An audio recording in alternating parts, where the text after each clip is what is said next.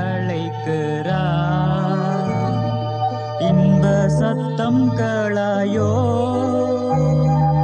இன்னமுமே தாமதமே, ரட்சண்ய நாளிதுவே. இன்னமுமே தாமதமே, ரட்சண்ய நாளிதுவே. கல்வாரி குருசினிலே, கல்வரின் மத்தியிலே, குருதி சிந்தி கிரயமீந்தா கர்த்தனே சுந்தனுக்கா. ஏசுன்னை அழைக்கிறார். மாநிலத்தின் இன்பங்கள் மாறிடுமே அழிந்தே, மாய்ந்திடாதே வாஞ்சிப்பாயே, மன்னவன் இயேசுவையே. கர்த்தருக்குள் அன்பானவர்களே, அனுதினமும் கிறிஸ்துவுடன் தியான வேளைக்கு உங்களை அன்புடன் அழைக்கிறோம். இன்றைய தியானத்திற்கான வேத வாசிப்பு யோசுவா 6ஆம் அதிகாரம் வசனங்கள் 19 முதல் 27 வரை. தியானத்திற்கான தலைப்பு வீழ்ந்தது எரிகோ.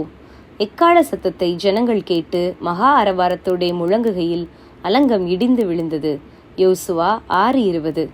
யோர்தானை கடந்து வந்தவர்கள் இப்போது எரிகோ மதிலுக்கு முன்பாக, அதுவும் தேவன் சொன்னபடியே எக்காலங்களை பிடித்தபடி நிற்கிறார்கள். எரிகோ மதிலை 7 தடவைகள் சுற்றி வந்து எக்காலங்களை ஊதும்படிக்கும், 7வது தடவையிலே 7 தரம் அதை சுற்றி வந்து எக்காலங்களை ஊதும்படிக்கும் ஆண்டவர் சொன்னபடியே அனைத்தையும் செய்தார்கள். இப்போது அலங்கம் விழுந்துவிட்டது. உள்ளே சென்று அங்கிருந்த புருஷர் ஸ்திரீகள் அனைவரையும் சங்காரம் பண்ணினார்கள். அங்குள்ள அனைத்துமே சாபத்திடானவைகள் என்று சொல்லி எதையும் எடுக்க வேண்டாம் என்று இஸ்ரவேலர் எச்சரிக்கப்பட்டிருந்தார்கள். ஆனால் வேவு பார்க்க வந்தவர்களை பாதுகாப்பாக ஒளித்து வைத்த ராகாப் என்னும் வேசியையும் அவளது குடும்பத்தையும் காப்பாற்றும் விதமாக அவர்களை கொண்டு வரும்படிக்கு சொல்லப்பட்டிருந்தது. வேவு பார்க்க இருவர் வந்தபோதே எரிகோ நகரை அவர்கள் கைப்பற்றி விடுவார்கள் என்றதான நம்பிக்கை ராகாபுக்குள் வேரூன்றி இருந்தது. எனவே அவர்களை ஒளித்து வைத்து பின்னர் அனுப்பும்போது, நீங்கள் எரிகோவை பிடிக்க வரும்போது என்னையும் எனது குடும்பத்தையும் நினைத்தருளி எங்களுக்கு உங்கள் கண்களில் தயவு கிடைக்க வேண்டும் என்று வேண்டிக் கொண்டாள். அதனால் அவளும் அவளது குடும்பத்தாரும் அழிவினின்று பாதுகாக்கப்பட்டார்கள். அனைத்துமே தேவனின் திட்டப்படியாக, அவர் சொன்ன வாக்குப்படியாகவே நடந்தது. அவருடைய வார்த்தைக்கு கீழ்ப்படிந்து செய்ததினாலேயே எல்லாமே வெற்றியாகவும் முடிந்தது. இங்கும் அவருடைய வார்த்தையும் அதற்கு கீழ்ப்படிதலுமே முக்கியம் என்பது வலியுறுத்தப்படுகிறதை நாம் மறுக்க முடியாது. ஆவிக்குரிய வாழ்விலும் இதே விதமான வழிநடத்துதலும் வெற்றியும் வேண்டும் என்று நாம் எண்ணுகிறோமா? அப்படியானால் வார்த்தையை பற்றி பிடித்திடுவோம். உன்மேல் என் கண்ணை வைத்து உனக்கு ஆலோசனை சொல்லுவேன், நீ நடக்க வேண்டிய வழியை உனக்கு காண்பிப்பேன் என்று வாக்களித்தவர் நம்மை எப்போதும் வழிநடத்த வல்லவராய் இருக்கிறார். இந்த நியாயப்பிரமாண புஸ்தகம் உனது வாயை விட்டு பிரியாதிருப்பதாக.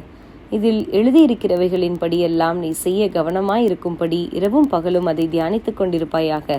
அப்பொழுது புத்திமானாயும் நடந்து கொள்வாய் என்றுதான் கர்த்தர் யோசுவாவிடமும் கூறியிருந்தார். அதையே தான் இன்று கர்த்தர் நம்மிடமும் கூறுகிறார். ஜெபம் செய்வோமா?